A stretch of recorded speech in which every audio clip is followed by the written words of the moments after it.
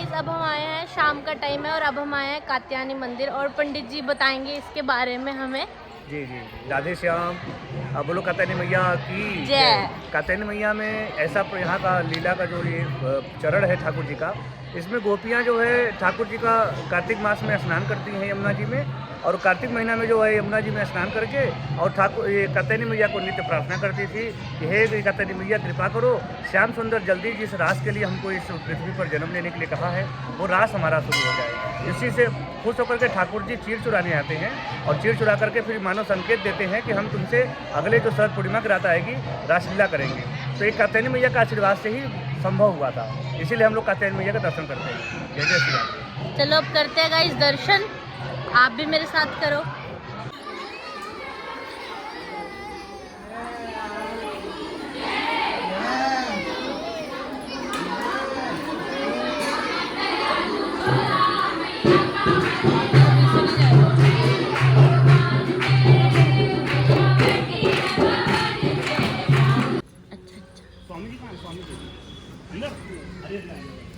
अब हम आए हैं छोटे रंग जी हाँ, उसे कहते हैं गोदा हरदी मंदिर। अच्छा अच्छा।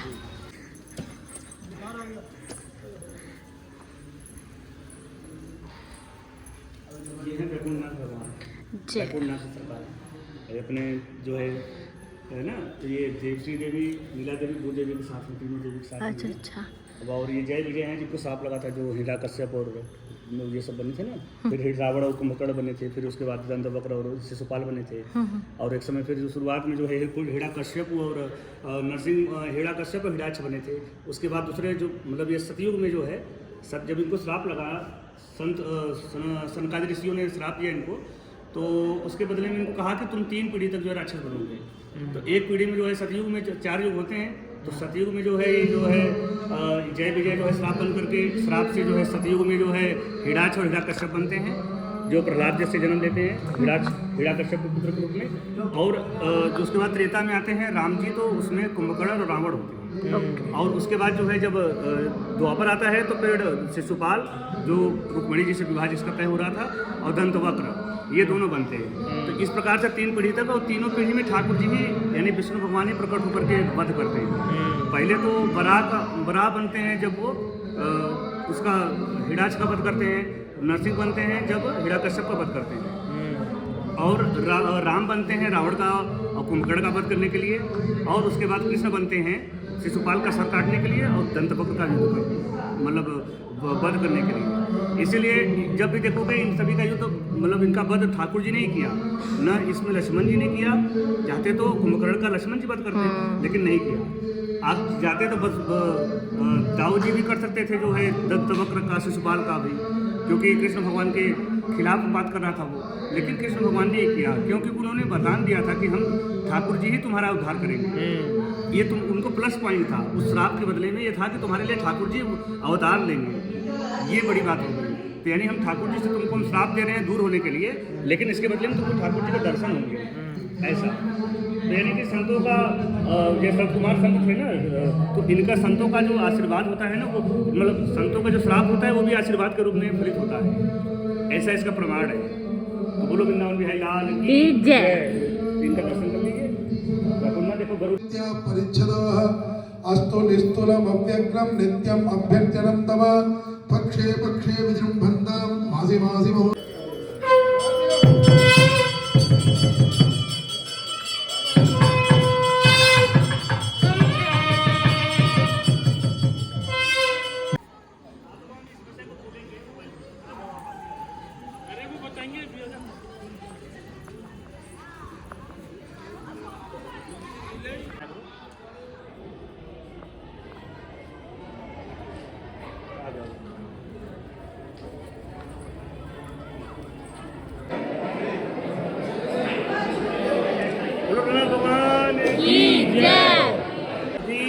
रघुनाथ भगवान का दर्शन कर रहे थे।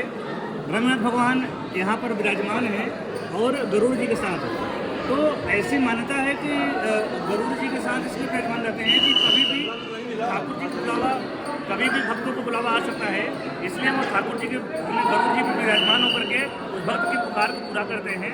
और जो उसके जस्ट सामने जो है हमारे हनुमान जी रहते हैं, वो मानो कि ठाकुर जी के नित्य सेवा को और नित्य जो उनकी कुछ स्तुति होती है उसको दर्शन करना और सुनना चाहते हैं। इसीलिए रंगनाथ भगवान के सामने हनुमान जी रहते हैं और भक्तों को दर्शन देते हैं और साथ में भगवान के दर्शन भी करते हैं। तो एक पंथ दो काज करते हैं। इसीलिए हम लोगों के जहाँ भी देखेंगे दक्षिण भारत के मंदिर में सब जगह ऐसी ही प्रथा मिलेगी आपको। बोलो रंगनाथ भगवान की जय।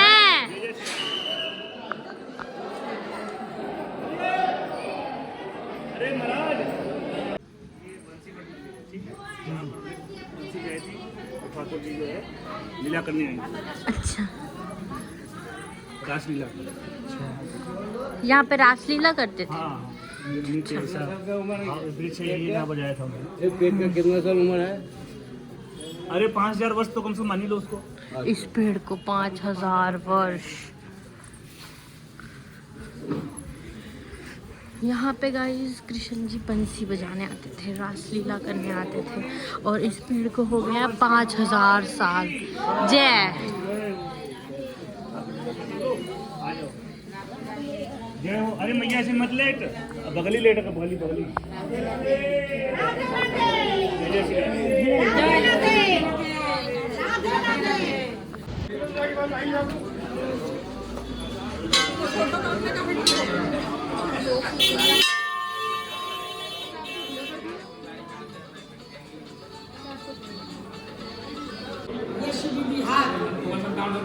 जीवन में आनंद चाहिए तो आना पड़ेगा गोपीश्वर के पास। गोपीश्वरम जगत बंदे करुणा मयम रति बदल। यहाँ भगवान शिव ने रति के जीवन में आनंद किया। आपको सब चीजें नसीब से मिल जाएगी मगर आनंद नहीं मिलेगा। पुत्र होने की इच्छा हुई निश्चय से प्रसाद से हुई।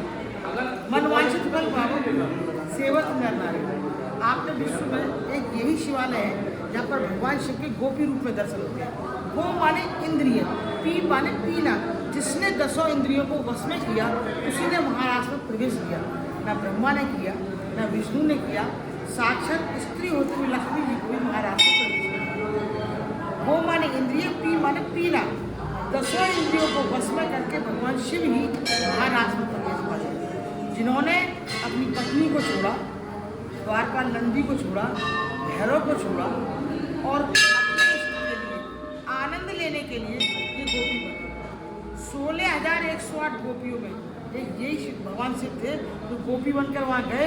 महाराष्ट्र में भगवान कृष्ण के साथ गए। जब राधा रानी बोली ऐसी कौन सी गोपी आई कि मेरा प्रिय मुझे छोड़ के और मेरे सामने दूसरी सखी का आलिंगन कर रहा है। ईर्ष्या होती है ना, तो रोने लगी। अगर मैंने विवाह किया होता तो ऐसा गुनाह मेरे सामने इन्होंने नहीं किया होता, मेरे भी बेटा हुआ होता तो मैं भी कैसे। तो वो रोई है। मानसिक रूप से उनका ये था कि हाय बेटा होता, मेरी शादी होती तो मेरा बेटा होता, तो मेरे सामने मेरे महबूब ने ये नहीं किया होता। इतना रोई कि वो मान सरोवर, मान माने रूठना, सरोवर माने आंसू का सरोवर बन गया। और वो महाराज वहीं रुक गया। प्रभु बोले अब कैसे करें? तो भगवान मनाने गए। उन्होंने कहा देखिए जमुना पल्ली पार पड़ गई, रूठ गई। तो उन्होंने कहा देखिए वो कोई गोपी नहीं, मेरा इष्ट साक्षात भगवान गोपी के रूप में आए। बोले मैं नहीं मानता। तब राधा रानी आई। तो आप प्रातः काल आएंगी तो ये लिंग रूप में है, स्वयंभू है, तो उसमें आपको वो चिन्ह मिलेगी। तो राधा रानी ने इनका श्रृंगार किया।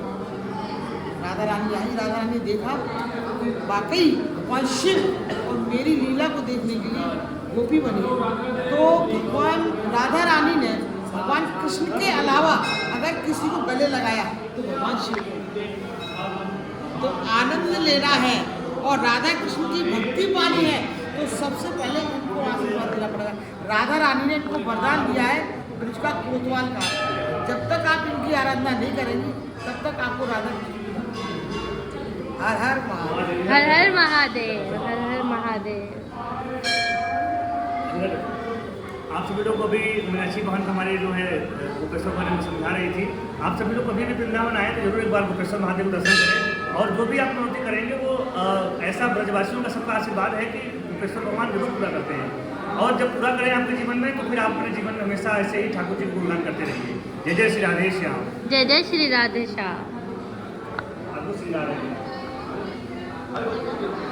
कैसे लग रहे हैं आपको व्लॉग अब तक के। पंडित जी हमें सब कुछ एक्सप्लेन कर रहे हैं क्या क्या है, कैसे कैसे है।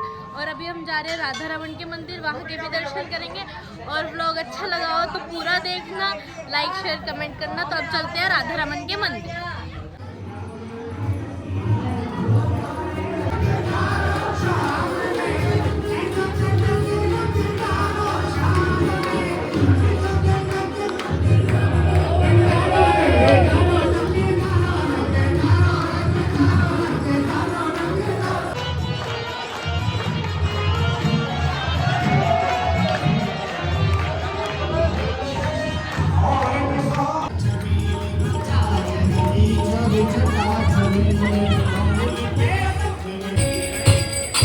ये क्या हो रहा है?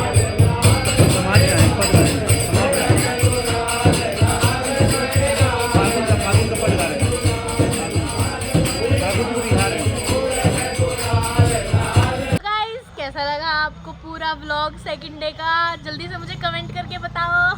हम बहुत जगह गए, स्पेशली लोग आते हैं जब यहाँ पे, तो यहाँ बांके बिहारी जी, राधा वल्लभ जी, प्रेम मंदिर और इस्कॉन टेम्पल घूम के चले जाते हैं। मगर हम छोटे छोटे मंदिर में गए, डिटेल में आपको इस वीडियो में बताया गया है। हम बहुत जगह गए। हम मेरे हिसाब से एडवाइस है कि आप यहाँ आओ, कोई गाइड कर लो या फिर यहाँ पे कोई जानकारी हो, पंडित जी को पकड़ लो। हमने भी वही किया था कि हमको यहाँ की जानकारी मिल गई थी, तो हमने इनको रख लिया था। इन्होंने डिटेल में हमको बताया। हमें आपको सब कुछ डिटेल में दिखाना था कि यहाँ पे बड़े बड़े मंदिर छोड़ के छोटे छोटे मंदिर भी है। इसलिए हमने स्पेशल पंडित जी को बोला कि प्लीज आप हमें दिखाओ, क्योंकि हमने वीडियो बनानी है और हमारे सब सब्सक्राइबर्स को दिखाना है। हर मंदिर की अपनी अपनी स्टोरी है, वो हमने आपको डिटेल में बताई है। उन्होंने बताया था कि मैं बताऊंगा डिटेल में, तो हमने तुम्हारे साथ शेयर भी की। हाँ, इसीलिए सो गाइज आपको व्लॉग अच्छा लगा हो तो लाइक शेयर कमेंट कर देना। और आज सेकंड डे है गाइज, अभी भी हम यहीं पे हैं होली तक। कल तीसरा दिन भी हम यहीं बिताएंगे। So guys please like share comment करो, और अच्छा लग रहा हो व्लॉग तो चैनल को सब्सक्राइब करो। कुछ बोलना हो, कहीं आपको पता हो जाने की जगह, तो हमें वो भी कमेंट में ज़रूर बताओ, वहाँ भी हम ज़रूर जाएंगे और व्लॉग बनाएंगे। सो गाइज कल मिलते हैं दोबारा, तब तक के लिए बाय बाय।